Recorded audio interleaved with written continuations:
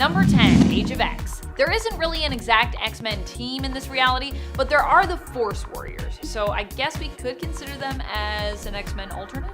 In Age of X, we learn of Earth 11326. Here, there was no Professor Xavier to bring mutants together, uniting them. As a result, anti-mutant sentiments grew, and following the Phoenix disaster, mutants were on the brink of extinction in the US, thanks to national and honestly global persecution. However, some were able to rise up and join the Mutant Liberation Front, fighting to protect their kind. Eventually, the mutants were unified by Magneto, who brought them together at a place he built called Fortress X. During the siege of the fortress, each night barriers protecting the place would be rebuilt by the Force Warriors, a team of psionic mutant powerhouses including Legion, Hellion, Betsy Braddock's Psylocke, Carmela Unnasion's Standoff, and finally, Rachel Summers' Revenant. And friends, before we move on to our next spot on this list, if you love what we do here at Top 10 Nerd, and if you love when we talk about alternate versions of alternate characters, well, guess what? We got a whole playlist filled with that, so you can go check that out and learn even more. Number 9, Witchbreed. The Witchbreed hails from Earth 311. They are mutants of that reality. Witchbreed is a term given to anyone who basically, kind of has powers in that reality, but while some of these characters are villains, not all of them are bad. In fact, the Witchbreed team is made up of mutants who attempt to help others, who are good, and yet who are mistreated just because of who they are, like them. The Earth 311 reality is known as 1602, named after the year it's set in. The team here is led by Carlos Javier, and members include the Angel, Hal McCoy, Petro, Sister Wanda, Scotty is Summerisle, Roberto Trefusis, and Jean Grey, who is disguised as a boy and going by John Grey. Number 8, Hellions. Okay, so this one isn't technically an alternate version of the X-Men, but they are from the main continuity. But even discounting that, because I have talked about main reality alternate versions of the X-Men in the past and included them on my list, counting them according to my own self-defined parameters for the list, this team also isn't technically a version of the X-Men specifically.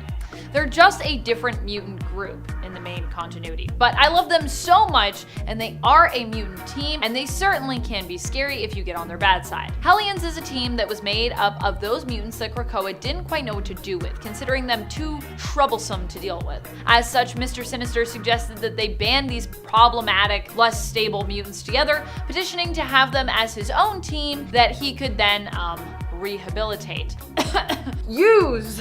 Under the leadership of Quanon, who goes by Psylocke, herself considered a somewhat problematic mutant due to her past and her weird connection for many years with Betsy Braddock, who is now Captain Britain. This team is probably one of my favorite mutant teams I have ever read in the comics, and despite them all kind of being scarily unhinged at the start, I came to love every single member of this team by the end of this series. This version of the Hellions includes Wild Child, Orphan Maker, Nanny, John Greycrow, Havoc, and a former member of Emma Frost's Hellions, Empath. Number 7, Naughty X-Men. I don't know, just the idea that this team exists out there in the multiverse kind of scares me. It's not so much that these X-Men were created to be a sexy variant. It's more that they hail from the bizarre world of the Mojoverse. But also, think of the ratings! Initially, I of course thought that Mojo had created them solely for that purpose, but apparently he did not. They were simply an alternate version of the team that auditioned to replace the Earth 616 team after they seemingly died. Even Mojo wasn't feeling it and ordered them to be dumped, likely implying that they should be permanently removed after they auditioned for him. Number 6, Marvel Zombies. What makes the Marvel Zombies reality version of the X-Men so scary? How about the fact that most of them were killed off, and those that did survive became bloodthirsty zombies? I think the idea of that should be enough to make your blood run cold. Marvel Zombies is a brutal reality known as Earth Z or Earth 2149. While we don't know much about what this world was like before the zombies arrived, it's expected that for the most part, it was pretty similar to Earth 616, except for a few minor differences as far as I can tell. The X-Men end up getting attacked early on by Alpha Flight, and those members of the team that survive then go on to fight alongside one of the last standing mutants of the living, Magneto, who becomes sort of like their new leader in this reality. Also, I gotta say, you know you're in some bleak reality when Magneto becomes the leader of the X-Men. I feel like I have yet to see a reality where he leads the X-Men that is without some extreme element of darkness, other than of course the main continuity. Number 5, Dark Reign. During the Dark Reign event, we didn't just have a Dark Avengers team. We also had a Dark X-Men team as well. Dark Reign was an event that happened in 2009. It followed Secret Invasion. After Norman Osborn was broadcast on live television taking up the threat of the Skrull Queen Varanki, who led the Skrull invasion of Earth, Norman was celebrated as a hero. Surprised? I know. He was made the head of the organization created to replace S.H.I.E.L.D., which at this time was fully defunct. Norman named his organization Hammer and created his own Dark Avengers team. As with his Dark Avengers team, the Dark X-Men team members were also selected by Osborn. For the most part, anyway. The team included Mystique, Emma Frost, who was Black Queen at the time, Namor, Dawkins Wolverine, Mimic, Omega, Cloak, and Dagger, who have both been, I think, disputed mutants in the past, and the alternate version of Hank McCoy, known as Dark Beast, who hails from the Age of Apocalypse reality. Number 4. New Dark X-Men. Madeline Pryor leads this new team of Dark X-Men. The team was put together by her when she felt compelled to take action. As Madeline says to Havoc in issue number 1 of Dark X-Men, "You should know by now that I'll wage war against anyone if I think it's just." Donning her new Crown of Mercy. Yep, Maddie gets her own team of X-Men in the second volume of Dark X-Men, which began just this year in 2023. As of issue number 2, the team has grown to include Havoc, Gambit, Maggot, Azazel, Monet's brother Marius St. Croix as M-Plate, New Mutant Feint from Children of the Atom, where she was formerly introduced as Gimmick, and Zero, who actually possesses Wolverine's android clone, Albert. What a weird, wacky series. I really need to add this one to my reading list. Sounds great to me. Number 3, Gamma Earth. The fate of the X-Men here was tragic, hence why I'm including them here on my list. They hail from the reality we get a glimpse into in Donny Cates and Ryan Ottley's Hulk series from 2021, and it's issue number 5. Here we get to see what a future world is like after it has been fully gamma irradiated thanks to gamma bombs that went off the world over. This is because in this reality, Banner was able to test the bomb, not needing to actually save Rick Jones. As such, the bomb testing continued to the point that the weapon was perfected, handed over to the US military. They used it to do things like wipe out all mutants, considering them a threat. Yikes. Number 2, Reichsmen. The Reichsmen come from a world where Germany and Axis won during World War II. They made their first appearance in Excalibur Weird War 3, issue number 1, and they are about as weird and disturbing as you would imagine them to be. This reality, Earth 597, is also home to the disturbing alternate version of the Excalibur team known as the Lightning Force. The Reichsmen are led by Herr Moira McTaggart, Reich's Minister of Genetics, with the team including alternate versions of Havoc, Psylocke, Rogue, Storm, and Banshee. Number 1, Days of Future Past. This X-Men team did not fare so well, so they literally reached back into the past to get help so that their future could be prevented from ever coming to pass. In this reality, known as Days of Future Past, named after the story it appears in, or as designated reality number Earth 811, mutants end up being hunted down by Sentinels who take over. Not only are the X-Men almost all gone or dead or otherwise locked up and contained for being mutants, as well as all of the mutant population, stripped of their rights and freedoms, but non-mutant superheroes were also wiped out as well. It's truly a bleak reality. This team of X-Men is able to get a message back to their past selves thanks to the help of Wolverine, who breaks them out, giving Rachel Summers and Kitty Pryde in this timeline enough cover for Kitty to travel back in time through her own consciousness. At number 10 is X-24. In the dark and twisted multiverse of comic book adaptations, we've seen our fair share of alternate versions of our beloved characters, but in the film Logan, this sinister creation was engineered to be the ultimate unaliving machine, a nightmarish mirror image of Wolverine himself. Unlike the brooding and complex Logan we know, X-24 is a ruthless berserker devoid of any moral compass. See, he wasn't played by inner demons or a sense of duty. He was a pure force of destruction. And what made him even more terrifying was his relentless pursuit of Laura, or X-23, who shared Wolverine's blood. Every time X-24 appeared on screen, a wave of anxiety washed over myself, knowing that this unrelenting monster would stop at nothing to achieve its grisly objectives. If you're enjoying this video so far, you can support the channel by pressing like, subscribing to Top 10 Nerd, and ringing that notification bell. I would really appreciate it. At number 9 is Zombieverse Wolverine. In the eerie expanse of the multiverse, we stumble upon a spine-chilling variant of Wolverine, who's a zombie. Venture into Earth Z, or Earth 2149, a nightmarish realm in which this gruesome iteration, Wolverine's fate, takes a sinister twist as he, along with a select other few heroes, feast upon the remains of the cosmic entity Galactus. But it doesn't stop there. Vampire. The unholy banquet bestows upon zombie Wolverine the dreaded power cosmic. Damn, picture it. The relentless savagery of Wolverine as a zombie, fueled with the limitless might of the cosmos. It's a ghastly unison that transforms Logan into a nightmarish force, a walking apocalypse with claws and a cosmic energy at his disposal. This incarnation of Wolverine sends shivers down the spine, reminding us that within the multiverse, terror knows no bounds. At number 8 is the Lord of the Vampires. This spine-chilling incarnation of Logan emerged from the pages of the What If series, specifically in Volume 2, Issue 24. Here, a fateful turn of events sees Storm choosing to stay by Dracula's side during the X-Men's clash with the infamous Vampire Lord. The consequences were world-altering, as Wolverine and his fellow heroes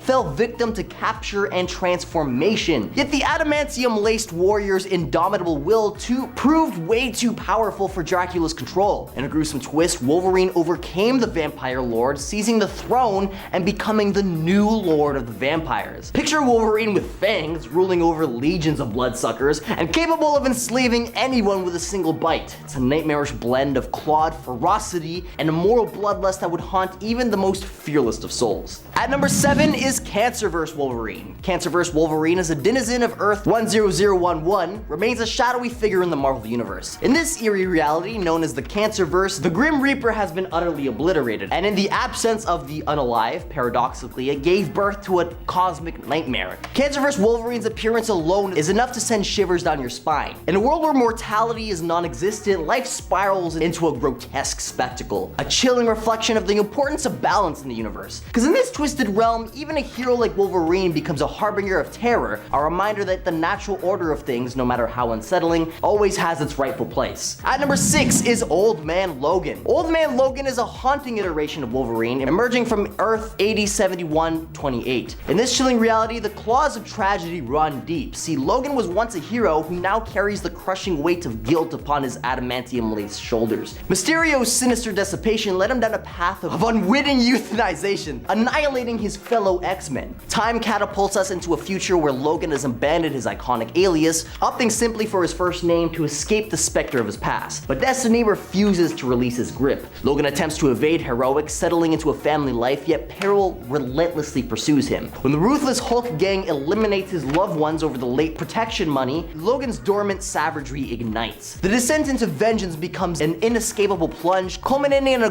gory reckoning that liberates his world from the clutches of the deranged Pappy Banner and his nightmarish clan. In the desolate landscape of Old Man Logan's reality, even heroes succumb to darkness, making it one of the most spine-tingling alternate Wolverines in the multiverse. And at number 5, my personal favorite is Old Man Venom. Enter the Venomverse, where unimaginable transformations await. In this universe, we get to see Old Man Logan devoured by a venom-infested T-Rex. But here's the twist. The symbiote decides that Logan is a superior host and merges with him. The result is Venom Wolverine, or as I like to call him, Old Man Venom, a character oozing with insanity, ethics thrown out the window, and an utter disregard for consequences. Sure, he might have a laundry list of symbiote vulnerabilities, making him marginally less formidable than your typical regenerating Logan, but the sheer terror he instills is undeniable. Venom Wolverine is a monstrous fusion of two iconic characters, delving into a spine-tingling combination of ferocity and chaos. Next time you delve into alternate realities, keep an eye out for this hair-raising incarnation of Wolverine. At number 4 is Wolverine Noir. In the shadowy realms of this alternate universe, we stumble upon Jim Logan, a character shrouded in mystery and intrigue. This noir iteration of Wolverine takes us on a journey through the Marvel Noirverse, offering a distinctive twist on the iconic mutant. In this iteration, Logan isn't a berserker on the battlefield, but a detective navigating the murky waters of crime. It's a fitting role for a man with heightened senses and a knack for tracking. Wolverine Noir paints a gritty picture of reminiscent of classic noir films, amplifying the eerie ambience that defines this universe. This version delves into Wolverine's past, mirroring the harrowing narrative from his origin series.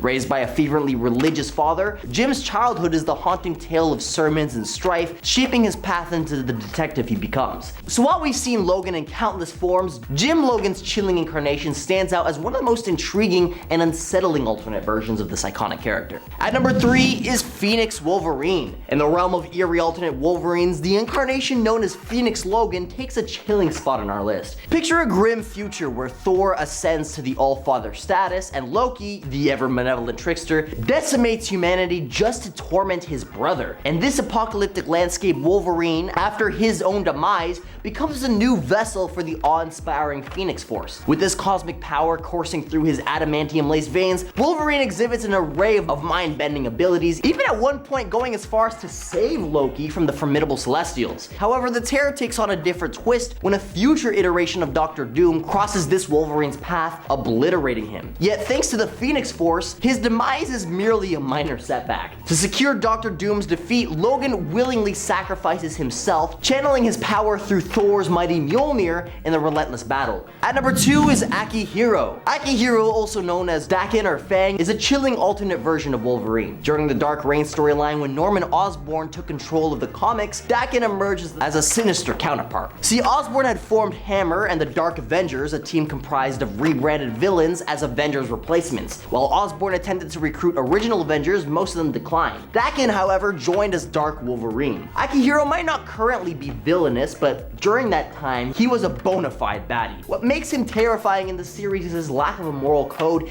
even compared to his father, who isn't known for his strength. Daken, like Wolverine, is a highly skilled fighter and assassin, groomed from childhood to be a lethal weapon for Romulus against Logan. This alternate version of Wolverine is a dark reflection of the iconic hero.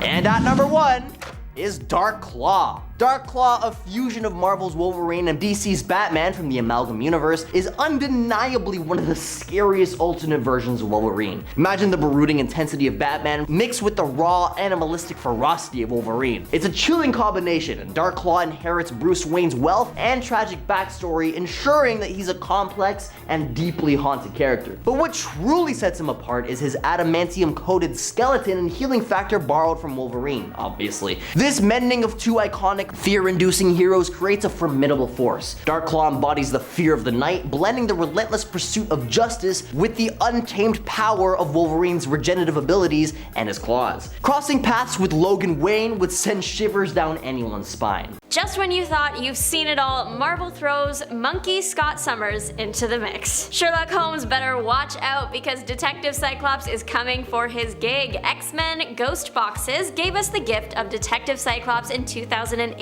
Hailing from Earth 889, this Cyclops is part of a pre-digital culture. He is still protecting the Earth from other dimension threats. This time, the threat is extra-dimensional mutants that have targeted Earth for annexation. Cyclops is part of the X Society, and they are basically the X-Men. They are the protectors of the Earth. Overall, the world looks super cool and vintage, and I absolutely would choose to live there. The art style is really cool, the story seems interesting, plus the characters are all detectives. Like, what more could you want? What the X Society is investigating here is the intentional passing of a mutant from possibly another universe. Scott is a pretty major player in the short series. At the start of the second comic, he goes on a big, introspective, slightly emotional, depressing, reflective monologue called The Last Testament of Scott Summers. Is Cyclops really still a Cyclops if you replace every piece of him? Remember that thought experiment they brought up in WandaVision, Theseus's paradox? Well, that was Cyclops the X-Sentinel. Earth 1011 exists in the X-Men Millennial Visions. What business do I have bringing up the Theseus thing though? In the comic, it's like a page-long explanation of what's happening and then a big picture of what they just explained. There is a photo of the main X-Men. The attached essay to that picture claims that as the X-Men got older,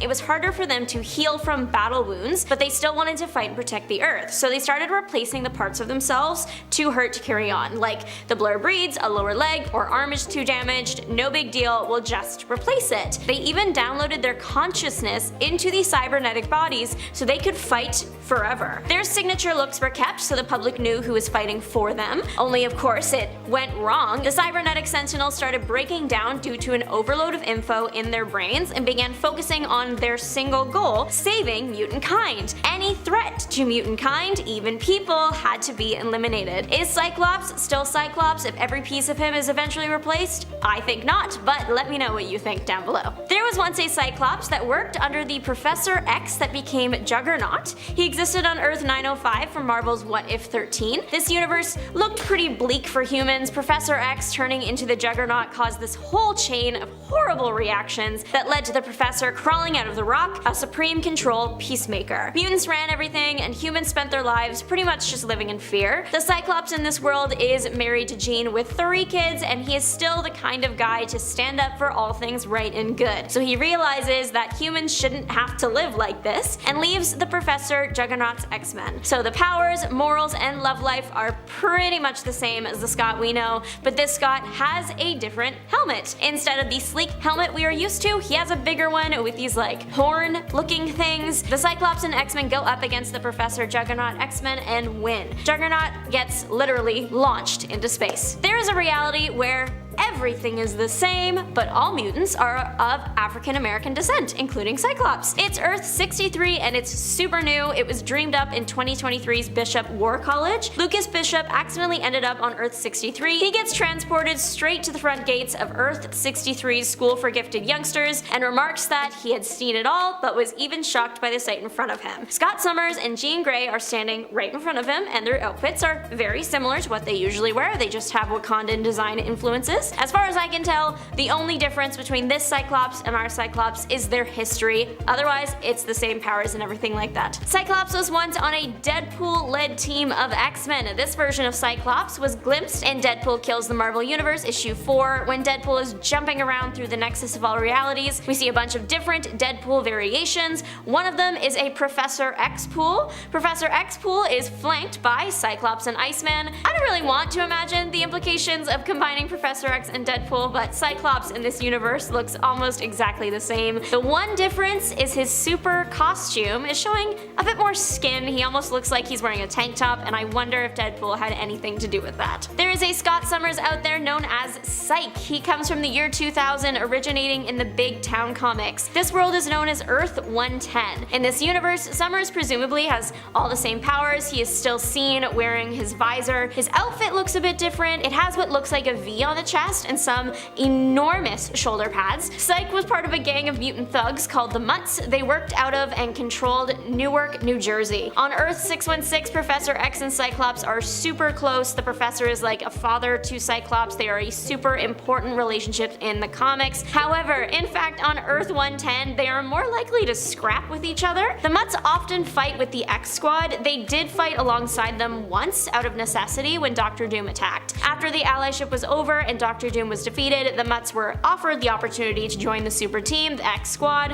However, they refused. There's a Cyclops out there with his eyes positioned vertically instead of horizontally. The first issue of Howard the Duck Volume 6 showed a brief appearance of Cyclops, but he looked a little different. His visor was vertical instead of horizontal. That implies that his eyes were vertical instead of horizontal. We don't know if this is just another mutation that Cyclops has and he's the only one, or if everyone in his world has it. We only see him. In the panel where we see him, this guy opens a wizard portal that shows a bunch of different universes. So we also see an evil Squirrel Girl, a Spider-Gwen Batman, scraggly Captain America, and Duck Iron Man. This Cyclops doesn't have a known universe designation because he's only been seen that one random time. Marvel gave us the gift of an Elizabethan Cyclops. His name is amazing. It is Scotius Summerisle, and he is a witch breed. This takes place in 2003's Marvel 1602. The entire comic takes place in the last bit of the era, and literally everybody is there. I love it when Marvel writers have fun. The backstory for Scotius is that he worked on boats as a kid until his witch breed status was revealed. When that was found out, he wasn't treated very well, but before anything permanent happened, Scotius was found by Carlos Javier to go to his school. Also, Professor Carlos calls the team his mutantor. Iconic. He still met Jean Grey and fell in love with her, but she had to pretend to be a man. It was a whole thing, don't ask. On a mission, Scotius and Roberto, or Iceman, save Angel from the Inquisition, the Spanish Inquisition. In this world, Scotius doesn't really have a visor, it's more just like a pair of cool sunglasses. Overall, I gave them a 10 out of 10, especially Scotius Summerisle. Cyclops, looks like a prince already, and he actually was one once. In Uncanny X-Men 153, or Kitty's Fairy Tale, Cyclops plays the noble prince in the story Kitty Concocts. It's a fitting role for the X-Men. He rules over a faraway land and was set to marry none other than the enchanted princess Jean Grey. But then the kingdom was under attack, and Jean allied herself with the primal cosmic forces to save the city, but they made her turn evil, turn into the Dark Phoenix. It started slowly, but eventually the once gentle princess became evil and cursed her friend and fiance. In this world, Jean gave Scott his eyes of death, as they are called there. The prince and wizard Xavier fled the kingdom together, the wizard giving the prince his fancy blindfold. The pair continued to track the evil princess. Their mistake, she attacked them once they found her, or she found them. The other members of the X-Men get picked up along the way. There is a big final battle like all the X-Men comics have, and then Jean Grey's pure soul takes over, returning the evil Dark Phoenix soul to the primal energies of the cosmos. When the Phoenix is gone, Cyclops' eyes return to normal, him and Jean get married finally, and they all lived happily ever after. The Monkeyverse is Earth 8101. It's apparently very similar to Earth 616, aside from all the monkeys. Monkey Cyclops is on the X-Simians. They fought the Beyonder to make this already wild world even wilder. There were vampire invaders at one point, and Monkey Cyclops had to help fight them off. He did so using all the same powers that 616 Cyclops has access to. The Monkeyverse has only shown up a handful of times, mainly in Marvel Apes volumes, which is unsurprising to say the least. I think Monkey Cyclops looks pretty interesting, and I would love to see more of him. There are thousands of Magnetos across the multiverse. Some versions would shock even the biggest Magneto fan. There is a steampunk version of Magneto, and that is the coolest thing I have ever seen. He originates from Earth 20,329, or Steampunk Godworld. Love that name, we should make it into a theme park. Steampunk Godworld comes from Extreme X-Men Volume 2 and also the year 2012. This is the sort of world that could only come from the year of 2012. The world is ruled by mutant gods, and Charles Xavier is evil, and also his head is in a floating fishbowl. It's amazing. Magneto here goes by Magnus, and he has a mohawk? Kind of. It looks more like a Roman battle helmet. He looks great no matter what is on his head. He also wears a trench coat. Truly, this has gotta be like peak Magneto fashion here. Magnus seems to have the same powers as his 616 counterpart, but better style. I'm kidding, they're both beautiful in their own way. I'm not trying to start fights today. Him and Xavier created a world together that was a secret haven for science and tech and mutants, and all was well until it was discovered that Xavier was evil. Magneto had to end him for that one. Magsquito, the magnetic mosquito, is an actual character, if you can believe it. He originated in Peter Porker, the Spectacular Spider-Ham, and that makes this make more sense, I think. Magsquito is the main enemy to the X-Bugs. You can probably guess who the X-Bugs are in the 616 universe. The X-Bugs find out about Magsquito throwing a bunch of metal around because though he is a mosquito, he still has powerful magnetism abilities. The X-Bugs assume the worst and they go to stop Magsquito. The thing is, Magsquito wasn't actually doing anything wrong here. He actually decided to leave evil in the past and open a junkyard to sell scrap metal. So all that metal throwing was just him at work contributing to society. The X-Bugs literally show up and ruin his day, but at least they look remorseful when they discover that he wasn't doing anything wrong and he was just vibing at work. Magsquito does eventually return to evil though when he is recruited to join a villain squad. He ends up arrested by Sheep for that one. Sheep is S.H.I.E.L.D. in this universe, by the way. The Beyonder ended up transporting a bunch of heroes and villains off Earth to make them do animal secret wars known as Secret Furs. That's kind of the last time we see him. At first his outfit was more magnet themed. He wore red and blue and had a magnet on his head, but the last time we see him he is wearing the red and purple we've come to associate with Magneto. Magneto and Rogue as a romance is something we've all seen. Some of us wish we hadn't, but it did happen. That's not the only time the two have been close. They were once absorbed into one person. In X-Men Millennial Visions 2 or on Earth 1033, Roguenito was born. So Magneto finds out he has a few months left to live and he throws a temper tantrum all over New York. He starts a war downtown. That's not really what happened. In reality, he realized that he only had a few months left to secure secure the place of mutants in society and was willing to get there before his death by any means necessary. In an effort to stop the event, Rogue and the X-Men tried to absorb Magneto's powers into her life force so she could attempt to use his powers to stop the fight. She did not account for the sheer amount of traumatic memories he holds in his head, and it was so much she literally got overwhelmed and shut down. Magneto had an opening to take over her body, he took it. So now Magneto is chillin' in the body of a former lover and is back terrorizing the Earth, but as a woman. As a woman who is a member of the X-Men. That causes pretty much all the problems one might expect. Magneto broke into the High Evolutionaries base in the Savage Land to attempt to find a disease or a virus that would be strong enough to wipe out humans and leave mutants in charge of the world. He did find the disease and it did eliminate a bunch of people, unfortunately. However, it didn't work out completely in his favor, as mutants were soon locked up so humans could find a cure. Magneto was still running loose in the Savage Land, so the X-Men that weren't captured went to fight her. We don't know how it ended. The Millennial Visions were just imagined futures, stories that would likely never make it to the page, but were fun for writers to explore, so there are lots of examples of interesting versions of the heroes in there. I like to think though that Magneto lost that final battle. The X-Sentinel Magneto is real and he will hurt you. I mean, I'm assuming most of us are human, so he'd probably want to hurt us anyway, but the Sentinel version of him is that times 10. This version is also from the X-Men Millennial Visions, but volume 1 this time. Earth 1011 is a world in which first, the X-Men seem to get along with Magneto, which is great. He is part of the team. The X-Men, though they are mutants, they can still get hurt most of the time. Injuries can be bounced back from, but as the X-Men get older, it's hard to heal and some injuries were too great. So to keep their bodies battle ready, if some part of them went down, it would be replaced with a cybernetic version. Eventually, their entire body was cybernetic and even their minds. The X-Men downloaded their consciousness into their bodies. This comic came out in 2000 and just 10 years later, humanity caught up. They actually did that with a real person, B-I-N-A if you are interested, but back to the mutants though.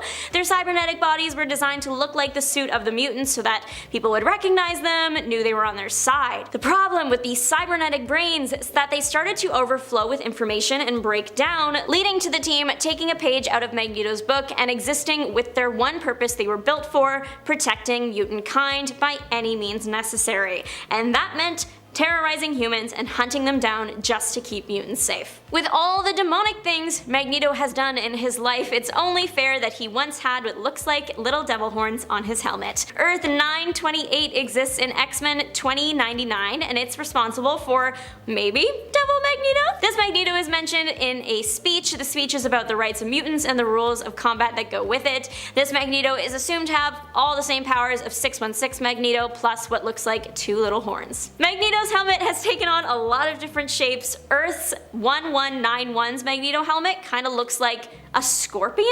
This world is thought to be more made up. It exists in the X-Men, the times and life of Lucas Bishop III. Bishop is being told a story by his grandmother, so all the characters are drawn in the way a young Bishop might have imagined them. Toad is actually a toad, for example, and Magneto just looks weird. He still leads the Brotherhood of Evil Mutants. In this imaginary Kid Bishop world, they were plotting to eliminate a mutant-fearing politician that wanted to, and did, pass anti-mutant laws. Him and the Brotherhood were of course stopped by the X-Men. It was a good thing because then humans started seeing that mutants weren't all evil. The main difference between this universe and 616 is that everyone looks different because they're being imagined by a child. Lots of the events and everything remain the same as they are simply stories being passed through the generations. The Magneto of Earth 1191 seems to have the same backstory and powers as the Magneto of 616. It is time to start monkeying around because Ape Magneto is on the scene. It's Earth 8101 and most of the heroes and villains here are apes. Ape Magneto has the same costume as 616 Magneto and it looks like the same powers. The biggest, possibly only difference between the two is that one is a few steps behind in its evolution. Ape Magneto really isn't in the comics a lot, but he is there just enough that you clock his presence. He was featured in a big battle where the Ape Avengers, Ape X-Men, and Ape Fantastic Four were all trying to defeat the Ape Beyonder. It appears that Ape Magneto and Magneto 616 share similar, if not the exact same power set. With all the antics Magneto Magneto gets up to, it's only a matter of time before he became a court jester. Magneto has done a lot of bad things, yet I almost feel bad for him in this situation. The Earth is 9997 from the Earth X comic. This Magneto shares a very similar past with 616 Magneto, but this Magneto has a very different future. The part of note that caught my eye, and is the reason that this Magneto made it on the list, is because Magneto became a jester. It happened during the Universe X moment. Galactus destroyed the celestial embryo that was growing inside the Earth. That, of course, messed the Earth up. Vibranium was shifting around and it made the Earth's poles shift. Somehow, because of the poles shifting, Magneto and Toad switch powers, so now Toad is one of the most powerful mutants ever, and Magneto is left to suffer to his every whim. Toad made Magneto his jester and treated him the way Magneto treated Toad, so Toad is coming from somewhere with his actions. Magneto's powers were eventually restored and he shockingly forgave Toad. This Magneto is stronger than 616's Magneto simply because he's older and has had more time to get stronger. Magneto was once Enrique. This was the Marvel 1602 story where time travel gone wrong caused our X-Men to exist in the 17th century instead of the 21st century. So everyone has new names, not just Magneto. How we get Enrique from Magneto, or even Max, unclear, but this is taking place during the Spanish Inquisition, so that probably has something to do with it. Magneto 616 is Jewish, but this Magneto was taken as a kid and baptized against his will into the Catholic Church and then kept there and raised there. In this world, mutants are called witch breeds, and so the usual elimination methods used during the Spanish Inquisition are used on the witch breeds. Every major thing that happens in the original plot happens here, just with a historical twist. 17th century Magneto became the Grand Inquisitor at his church, and he was responsible for targeting witch breeds, but if a witch breed blended in, he would kind of just turn the other cheek, like with his kids in this universe. Of course, Enrique does get found out for his witch breed status and then escapes to America. Enrique has all the same powers of 616 Magneto, but he also has a leg up on him. He has a sick beard. Marvel 1602 or Earth 311 is truly the gift that keeps on giving. I don't know what it is about modern heroes and old-timey outfits, but I love it and I want more. The Magneto of 8311 goes by Magneto and is also a horse. It's the Spider-Ham comics. It would be weirder if something normal happened. Magneto appears in the backup comic Iron Mouse in Peter Porker, The Spectacular Spider-Ham 3. Magneto was a half-hour late returning his tape to the video store. The comic was released in the 80s, so those still existed. But because he was late, he was charged a late fee of $5, which he was not happy about at all. In all fairness, that would be a $14.50 charge today. As revenge, Magneto uses his animal magnetism powers to erase the tapes in the store, effectively destroying the shop owner's business. Magneto almost got the Lawrence Elk tapes though, and that did not sit well with an old lady nearby, so she smacked him into a concussion with her umbrella. Magneto disappeared for over 3 decades, then reappeared in 2020 in Spider-Ham 3 in the background of one of the big battles. Gambit, the Cajun sensation. He is a lot of people's favorite X-Man, and he's certainly one of mine. But what's he like in alternate realities? After multiple bodily injuries, Gambit and the X-Men belonging to the alternate reality of Earth 1011 began to replace their bodies with cybernetic parts. Eventually, this led to their entire bodies being replaced after their original bodies aged beyond use. Each X-Men downloaded their consciousness into cybernetic bodies designed after their original costumes. Turns out, that isn't really a terribly great idea. Their cybernetic brains began to become overcrowded with too much information, which led to their mental faculties basically breaking, leaving only the goal to save mutant kind as their primary directive. Because of this, they became the X-Sentinels, and in a twist of what we are used to with Sentinels, they started to hunt humans, leaving only mutants safe. The new Sun is an alternate Gambit that most Gambit fans do know about, and that's because he is Remy who reached his full potential. His parents were paid by the government project Alpha 1 to have a child based on their genetic potential. The child was raised by Alpha 1 and trained in the use of his powers before he even had them, so that by the time they manifested, he was able to escape the facility where he was being held. New Sun had control over kinetic energy at a molecular level. After being taken in by John Luke, Gambit learned that he was intended to become the fulfillment of an ancient prophecy to create heaven on Earth. Unfortunately, When he charged up his power in a special ritual, a chain reaction was started that caused everyone on Earth beside himself to completely burn up. The new sun traveled to other universes hoping to prevent the same thing from happening there. Coming to the main Marvel universe, he first attempted to create a new world where everyone would eventually be transported to, using the main reality's Gambit to help. But when he learned that his plan wasn't possible, he tried to take out Gambit, transporting both of them to his destroyed homeworld before he became a threat to the main universe's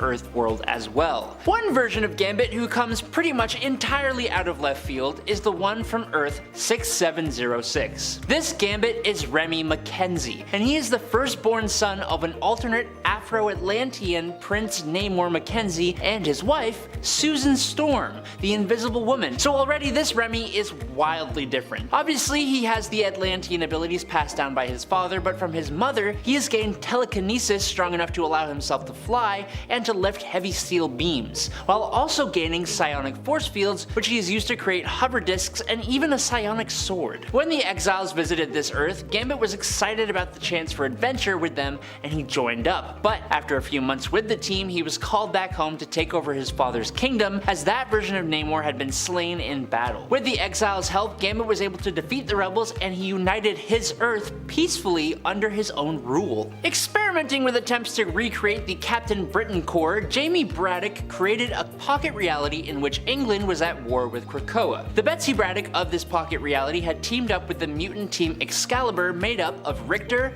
Rogue, Jubilee, and of course, Gambit. Now after escaping London with the help of Cape Pride, the group were confronted by Jamie Braddock, who revealed that he intended to make Betsy the first of a new Captain Britain Corps. Turns out that she was not a fan, and so a fight ensued. Now after Betsy was struck down, this pocket reality then fractured again, and all four of the mutants from Excalibur were all offered an Amulet of Right, and all became versions of Captain Britain, creating a new Captain Britain Corps. X-Men in the end takes place 10 to 15 years in the future on an Earth known as Earth 41001. As you might guess from the name, the X-Men faced their end when several of their deadliest foes coordinated their attacks on them. Gambit and Rogue in this world had been running the occasional mission for the X-Men, but were still apart from them, living as a married couple and raising their two children, Oliver and Rebecca. Now one of the villains, Mr. Sinister, had also put a target on these two kids, and in order to protect both his children and those of Cyclops and Emma Frost, Gambit took them kids and brought them to Sinister himself. This is when Sinister dropped the bombshell that Gambit was actually the third Summers brother, as Mr. Sinister had created him years ago by mixing some of Cyclops' DNA with his own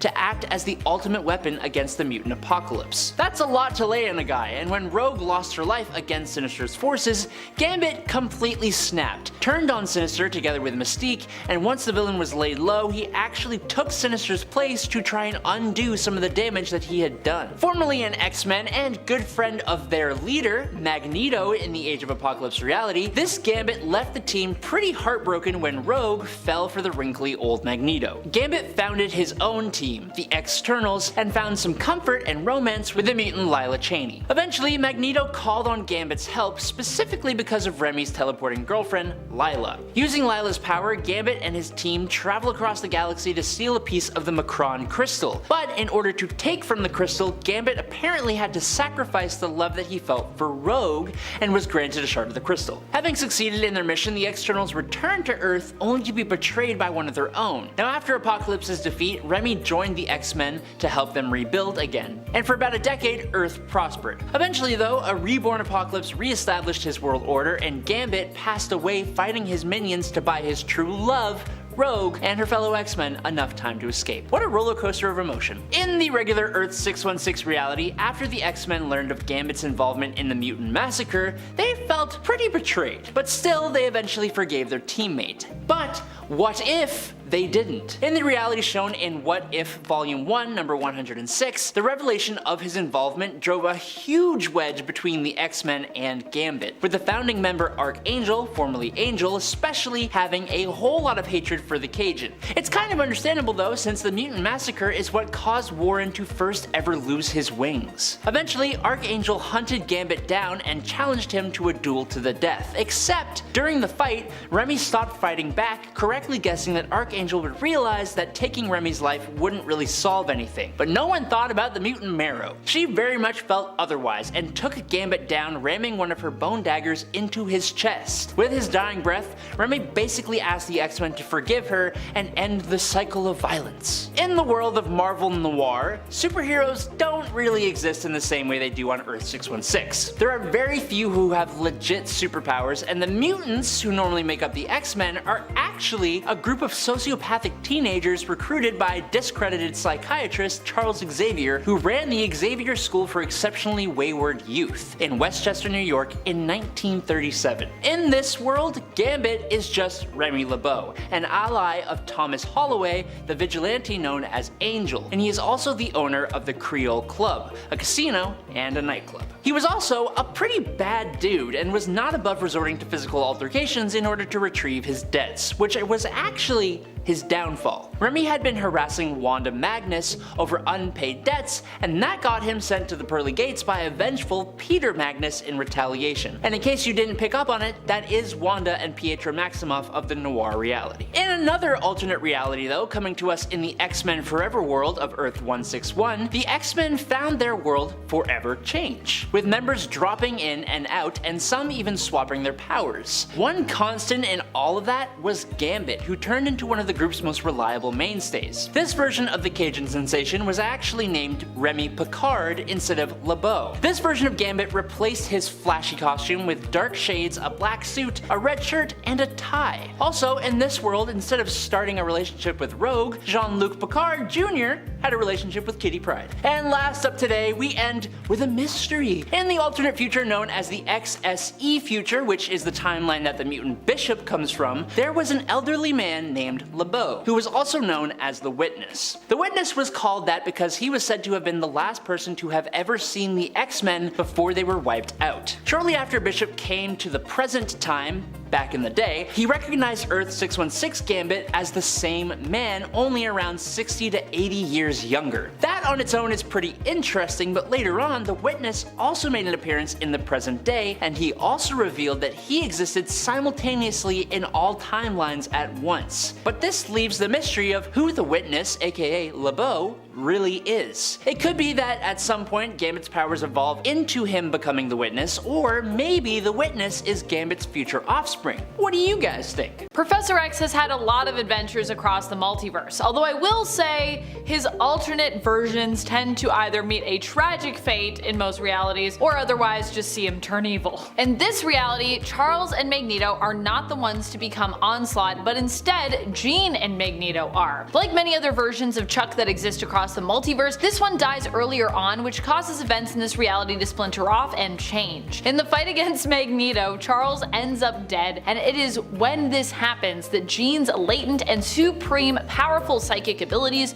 spark. This happens of course because Charles was the one who had put up barriers in Jean's mind to protect her from this awesome power that she has. When he dies, the barriers basically go with him. Jean is the one who ends up shutting down Magneto's mind, and as a result the two psyches merge to create this universe, Earth 696's version of Onslaught. This version of Charles and Jean and Onslaught first appeared in Original X-Men issue number 1, which only came out last year in 2023. Who would you like to see combined together to give us an Onslaught, and what do you think would be different about that? A truly nasty version of Charles, this alternate version is known as Herr Xavier. In this reality, known as Earth 597, the Germans instead won World War II, which changes things quite a bit. The Professor X we see here becomes a villain who is responsible for taking out Angel and Beast. Instead of the X-Men, we have the Reichsmen, which is made up of some of our standard X-Men members that we're familiar with from Earth 616. And we also have their opposing team, Lightning Force, which is also made up of different characters who parallel the current members of the Excalibur team. This version of Charles first appeared in the Excalibur one-shot Excalibur Weird War 3. On Earth 12, all heroes, even mutant heroes, are basically treated like celebrities. Professor X, in included. This version of Charles hails from the same reality as Calvin Rankin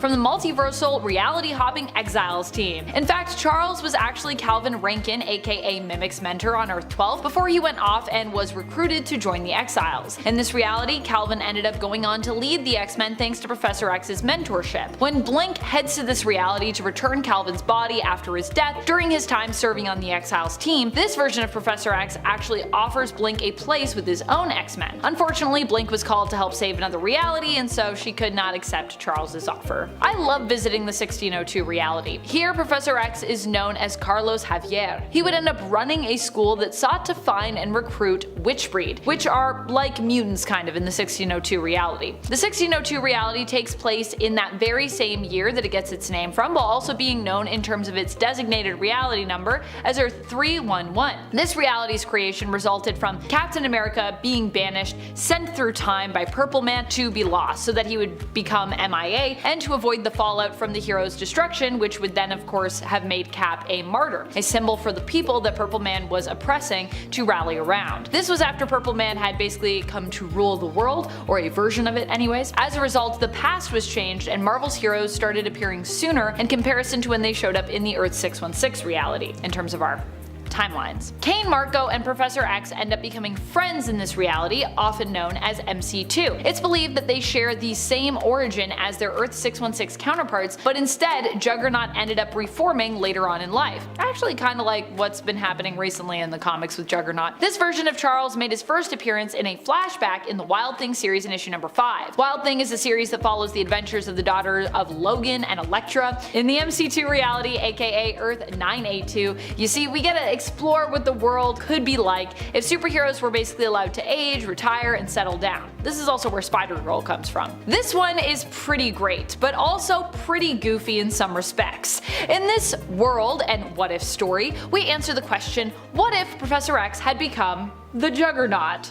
In case you were wondering, we would get an extremely beefy version of Charles here. Honestly, I do think this story is pretty interesting too. When Kane was about to touch the gem of Sidorak, instead, Charles pushes him out of the way and he accidentally comes into contact with it. This grants him the powers of the Juggernaut, but also, like Kane, he gets trapped in the cave following the cave-in that ensues. When he finally emerges as the Juggernaut, he'll face off against Magneto, who is threatening the United Nations, and he'll ultimately beat him and then convince Magneto's team, the Brotherhood of Evil Mutants, to become the X-Men and work with and for Charles. With this X-Men team, Juggernaut would in essence conquer the world, protecting mutants but, not really caring so much about the fate of humans. Eventually, the X-Men and Magneto work together to overthrow Charles and send him hurtling through space. This all goes down in the second series of What If in issue number 13 if you wanted to check it out. This version of Charles, also known as MODOK, hails from the Age of Apocalypse reality, or AOA. AOA, aka Earth 295, was created as a result of Charles Xavier's death happening. This happening early also puts events in motion that basically allow Apocalypse to seize power, with him going on to rule the world, hence why we call it Age of Apocalypse. So if Charles is dead here, how does he become MODOK? Well, this specific version of Chuck is not actually the original version, but is instead a clone, or at least a clone of Xavier's brain, who apparently has no will of his own, and just, he's MODOK.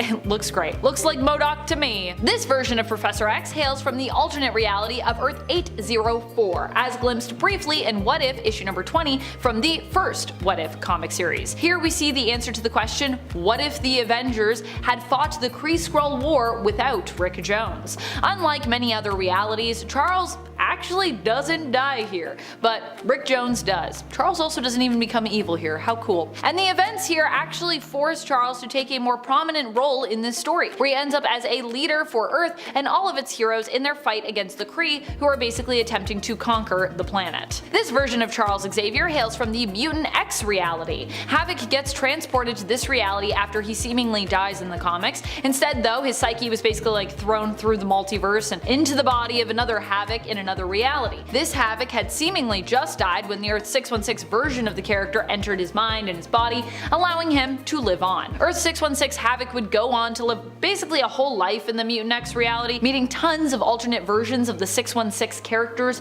including Madeline Pryor, who would become his wife, and whom he would also have a son with. What is it with Havoc and having children that exist solely in alternate realities? That is a weird thing that Havoc has. He gets to know them and then he's like, anyways, back to 616. Here, Havoc was the sole Summers brother who lived as well. well. Professor X was one of the characters from this reality, and obviously we're going to talk about him. Xavier becomes a villain in the Mutant X reality known as Earth 1298 after being corrupted by the Shadow King. Yeah, this version of Charles is one of the evil ones. He goes on to team up with Sinister at one point in a plot to take the power of all of Earth's telepaths for himself. Pretty evil. This plot ends up actually being so evil, so dastardly, so deadly, that Sinister even turns on Xavier, attempting to stop him. You know your plot is evil when Mr. Sinister's like, you know what, actually, I think I'm gonna stop you there. This is just a fun little goofy one, and I feel like a really fun way to end this video. In this universe, the X-Men are instead known as the Rexmen. Here, they're all doggos. This appearance of Charles comes from one of the little short stories seen in Millennial Visions. Always a fun and bizarre, just comic collection of stories to revisit. This story was titled Universe Rex. Here, Professor Rex's Rex Dogs team includes dog versions of Colossus, Bishop, Storm, Gambit, Wolverine, and Banshee. Wild. Number 10. Essex. This version of Mr. Sinister hails from the Age of Apocalypse reality of Earth 295. AOA, or Age of Apocalypse, was a continuity and reality that was born out of Legion, the son of Charles Xavier, traveling back in time and attempting to eliminate Charles's rival, Magneto. However, Legion instead missed his target, and Charles ended up being the one eliminated instead of Magneto.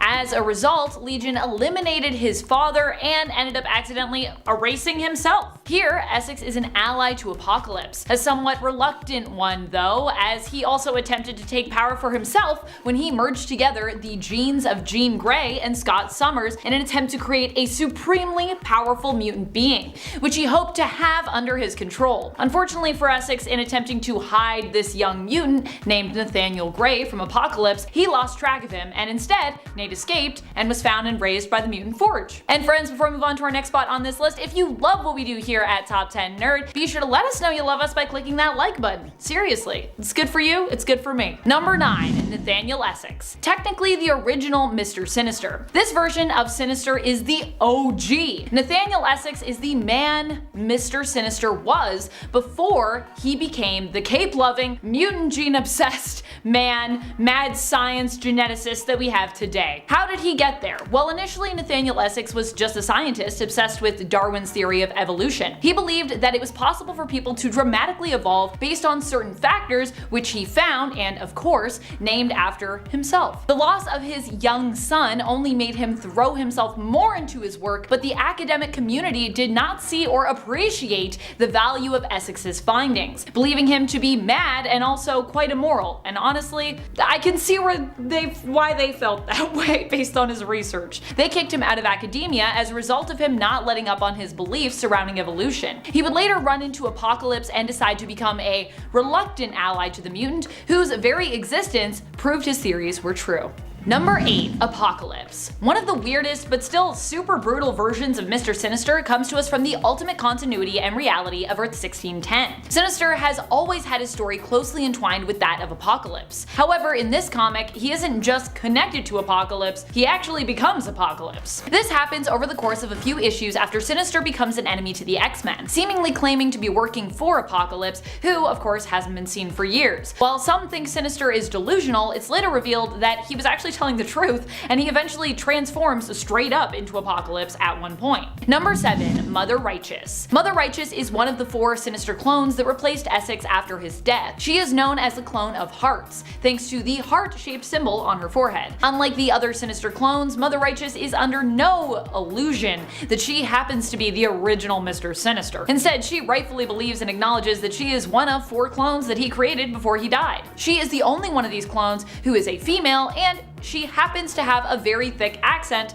that is akin but not exactly belonging to East London, but sounds similar to that. Rather than stay based in the realm of science in terms of her purpose to figure out how to solve the evolutionary problem of AI and machines becoming the dominant ruling group in the cosmos, she decided to look into other more mystical means of knowledge, which I think of as another layer to her character that makes her even more unique among all the alternate Sinisters that we've had. Normally you'd never expect a Sinister to be a magic user. And she messes with those expectations that we have for Sinister alternates really beautifully. Number 6, Nathaniel Essex. While Mr. Sinister becomes Apocalypse in the Earth 1610 reality, this isn't the only version of Nathaniel Essex that exists in this continuity. In fact, there is another that appears 3 issues earlier in Ultimate X-Men issue number 46. Initially known as Nathaniel Essex, this version of the character originally worked for Norman Osborn and was working on creating a super soldier as a bioengineer. Not being allowed to run human trials during his time at Oscorp, he ended up using himself as a test subject. Now, he did succeed in acquiring superpowers, but seemingly at the cost of his sanity, believing that a being known as Lord Apocalypse was attempting to reach out and communicate with him, which, as I said before, a lot of people thought he was pretty crazy for that. He does, of course, also end up being reborn as Apocalypse eventually, which I already talked about in my previous point, but we already know about that version. After Apocalypse is defeated by Phoenix, Nathaniel Essex's human body is revealed to still be within Apocalypse's form, meaning that technically we kind of have like 2 versions of Nathaniel, the one that becomes Apocalypse and the one that still remains inside himself and just emerges after. Following the events of Ultimatum, he ends up as a somewhat reformed scientist working for Roxxon Corporation. Number 5, Orbis Stellaris. Orbis Stellaris is another of Mr. Sinister's clones. This clone actually has some reason to believe they are the original Sinister, considering they actually do look the most like the original Nathaniel Essex. However, even this clone is still not he. Orbis Stellaris is more obsessed with solving the evolutionary problem of AI and machines conquering the Earth by looking to the stars. This clone is known as the clone of Spades, thanks to the mark on his forehead, and he focuses more on alien life forms in DNA and cosmic computing, believing that through this research he will be the one to solve the evolutionary problem presented to him by the original Essex. Number 4, House of M. Mr. Sinister also had a role to play in the House of M reality and timeline. Here, he is still sporting a super amazing cape and possibly an even more insane pair of gauntlets and an even more wild and extreme collar than ever before. He is very much rocking the metallic look here. Sinister in this reality is focused on playing catch up as the mutant population has defied all of his estimates, growing even bigger than he imagined it would be at this current point in history. Probably because Scarlet Witch willed it to be so, as this was a reality that was created and manipulated by her. Hence why he would have never predicted this happening. In an attempt to catch up, Sinister creates a mutant child who he hopes will one day become the heart, soul, and savior of the entire planet. The child's name?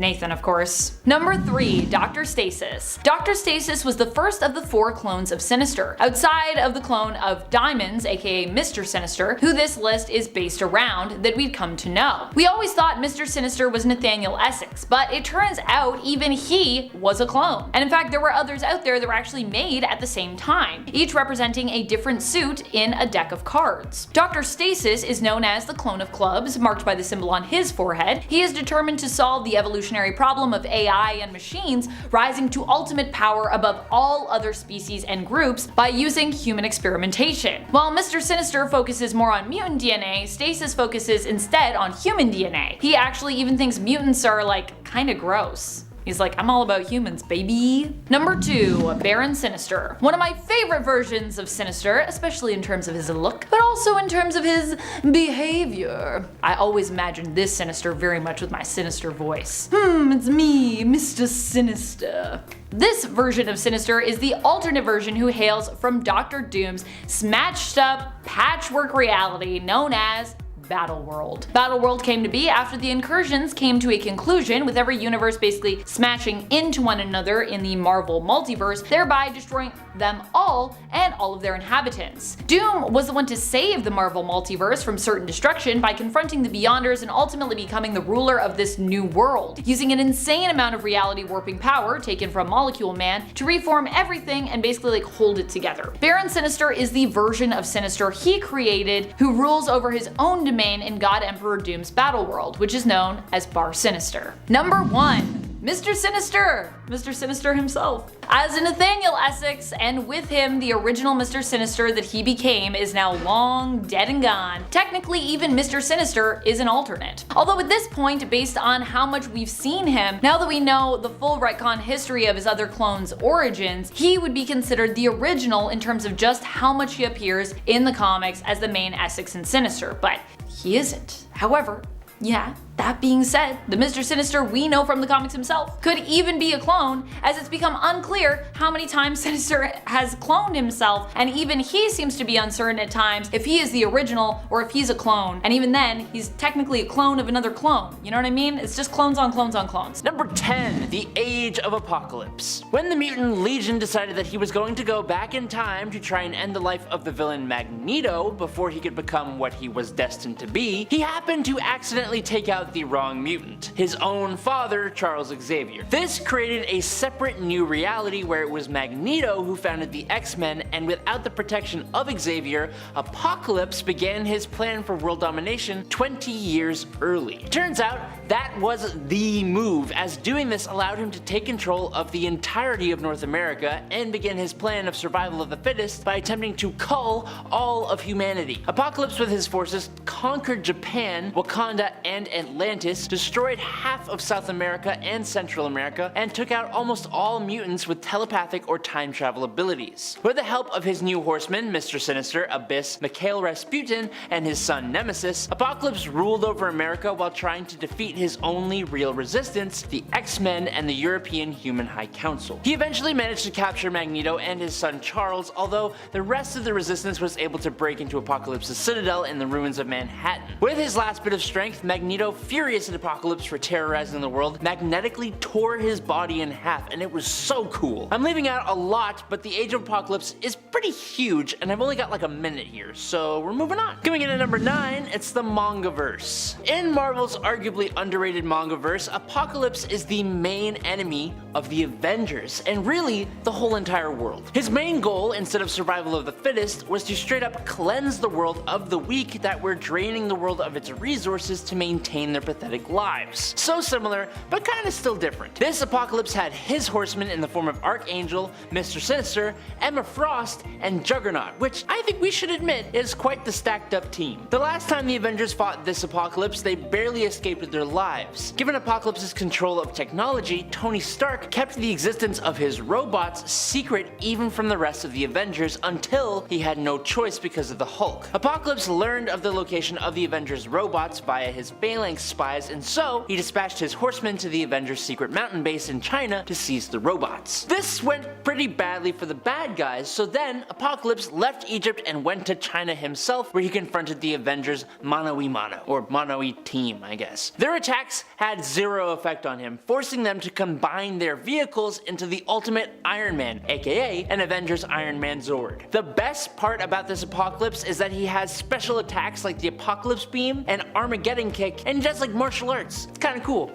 I guess. Number 8, Ultimate. Apocalypse in the Ultimate Universe is actually quite strange. When Apocalypse first showed up here, he was actually a vision or apparition who could only be seen by the schizophrenic Mr. Sinister. This Lord Apocalypse that seemed to live only inside of Sinister's head and as a stuffed effigy apparently made Sinister his herald and gave Sinister a mission to take the lives of 10 innocent mutants in order to bring about Apocalypse's manifestation. After Sinister launched a failed attack on the Xavier Institute for Higher Learning to complete the task, he was captured and imprisoned by S.H.I.E.L.D. While in his cell, Apocalypse came to Sinister again and commanded him to choke himself, which he failed to do, but would eventually succeed at when he turned up passed out in the afterlife with his t-shirt lodged in his throat. Kinda bad. But that was all actually a ruse. Apocalypse was pleased by Sinister's ability to get out of custody, and so he managed to return Sinister to life, and so Sinister set out again to eliminate mutants in order to obtain the 10 he was supposed to get for his master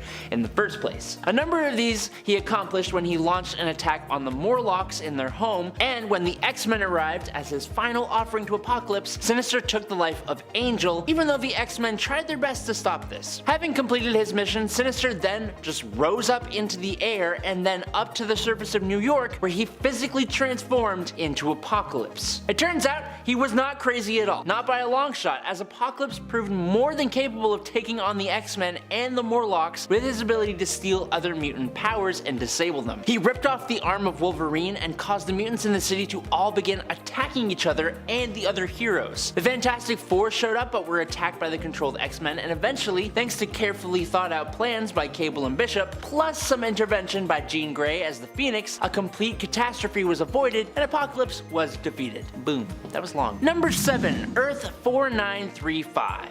As some of you may know, Apocalypse and the mutant Nathan Summers, aka Cable, have a lot of history together. When Nathan was a freshly born little bean, he was infected with the techno-organic virus by Apocalypse as a test of his worthiness to become a host for Apocalypse. When the X-Men fought off Apocalypse and recovered Nathan, Cyclops begrudgingly agreed to send Nathan away to the future with the hope of him being cured. Earth 4932, or Earth Ascani, is that future. Taking place in the late 36th century where Apocalypse ruled the entire Earth, Nathan arrived and he was immediately cloned just in case he could not be saved. When this Apocalypse found out that Nathan was in the present day, he sent out his forces to capture Nathan, but he had actually taken the clone instead. That clone would be raised up by Apocalypse with the hopes of him becoming the next host body for Apocalypse. Apocalypse named that clone Strife, after a villain he fought in the modern day, who was actually an adult version of this kid, which really confuses things kind of, just a tiny bit. Since his current body had grown old and feeble, Apocalypse raised Strife to be extremely powerful as he planned to transfer his consciousness and power into Strife's body. Now, the real Nathan, who was being raised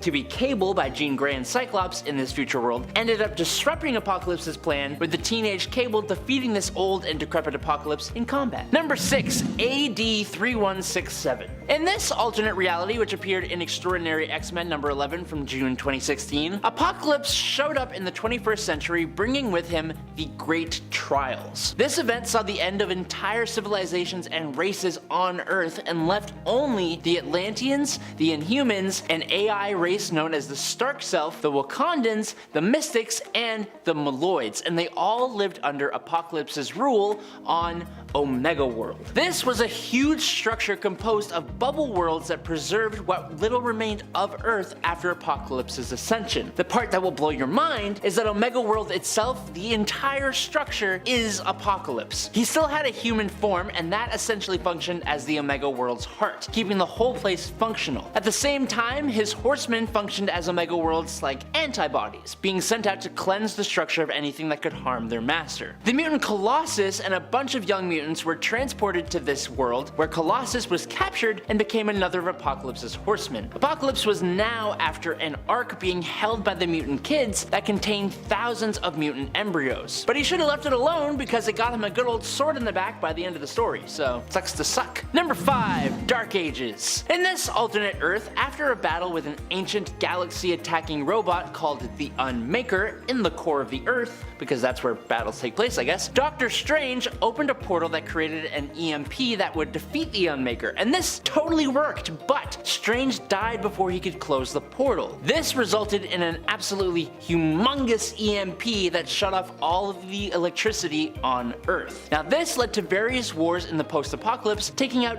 tons of people, and eventually, after things calmed down a little bit, people lived in various little tiny communities, surviving against attacks from vampires and werewolves and all that fun stuff. In Europe, however, the mutant apocalypse had taken over, and using the Purple Man, he brainwashed geniuses from around the world and then began attempting to reawaken the Unmaker for his own villainous deeds, causing all of Earth's heroes to band together to try and bring him down. Number 4. House of M. There was a small chunk of time in Marvel Comics where the Scarlet Witch went just a tiny little bit out of whack and maybe changed all of reality to make Magneto the ruler of the world. With a mutant like Apocalypse running around though, Magneto would have some competition. Apocalypse in this reality met Magneto after a group of his mutants were taken out by Sentinels, and he proposed an alliance. But that didn't last very long, as Apocalypse disapproved of Magneto's mercy towards humanity and those who Apocalypse considered weak and unworthy. The two fought, but Magneto, being in this alternate reality controlled by the Scarlet Witch,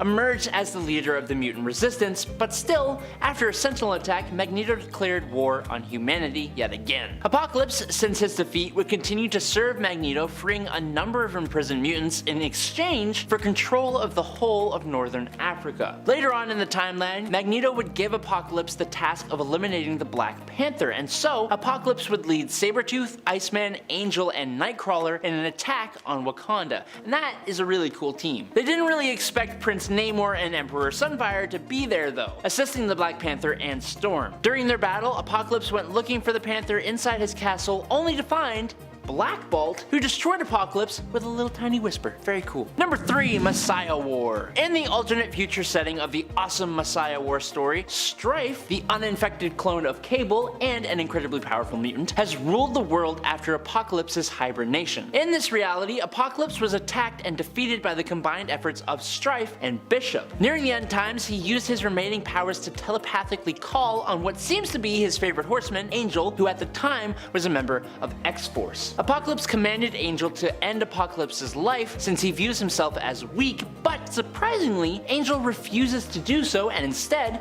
gives Apocalypse pieces of his metallic wings. They're the same metallic wings that Apocalypse gave to him in the first place. Apocalypse used those metal feathers to restore his own powers, and now, back to his full self, he convinces Angel that they should take down Strife together, as a team. Both of them headed for Strife's citadel and defeated him pretty easily, but then Apocalypse took interest in the mutant Messiah, Hope Summers, and said that one day she will become a vessel for his soul, and it was then that Cable and X-Force surrounded him and demanded the surrender of Hope. Thanks to Angel sparing and restoring Apocalypse's life, he agreed to stand down but warned Cable that he will be coming back for the child, and Apocalypse is last seen dragging Strife to be his next vessel for his soul. Sounds terrifying, but it's how it goes, I guess. Number 2, Archangel. Apocalypse, one of those who agreed to be the instrument of the Celestials on Earth to ensure the natural evolution of superior species, used the Death Seed to transform individuals into his various horsemen of death. One of the most famous of those individuals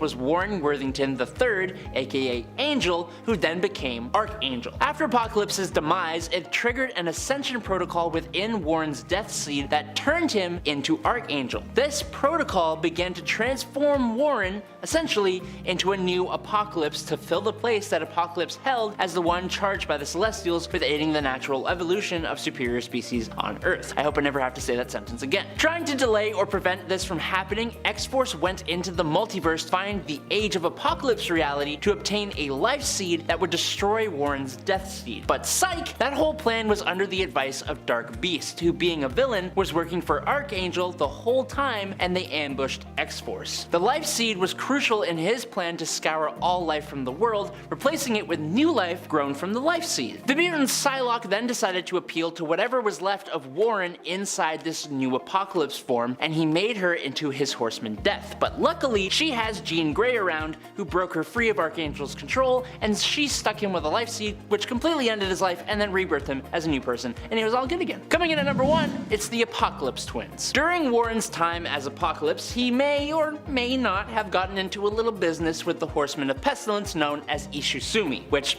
after his defeat, happened to produce 2 little terrors known as Uriel and Iman, aka Archangel's heirs, aka the Apocalypse Twins. In a slightly unexpected turn of events here, they were stolen away by Kang the Conqueror of all people, who feared what they would become, and the 3 of them disappeared into the time stream. As you could expect, growing up under Kang the Conqueror was extremely rough, as he was horrible to them, and so the twins grew up to understandably be pretty horrible themselves. After Archangel was defeated, the son of Apocalypse, William Rawlson, attempted to gain his own Death Seed from the Celestial Gardener and become the new Apocalypse. This is when the Apocalypse Twins showed back up out of the time stream, wielding the Asgardian axe Yarnbjorn, which they stole from Kang the Conqueror, and they sent that Celestial to its form of an afterlife. They next attacked the Peak, aka the headquarters of Sword, and then following that, they took out most of Clan Akaba and destroyed Akaba City. They then used Life Seeds and Death Seeds harvested from the Gardener to resurrect Sentry, Banshee, Grim Reaper, and Daken as the 4 Horsemen of Death, which was totally awesome. But then, they framed the Earth for the passing of the Celestials so that Exitard the Executioner, another Celestial, would destroy it, and they almost got away with it too if it weren't for the time-traveling Kang the Conqueror and some X-Men, always saving the day.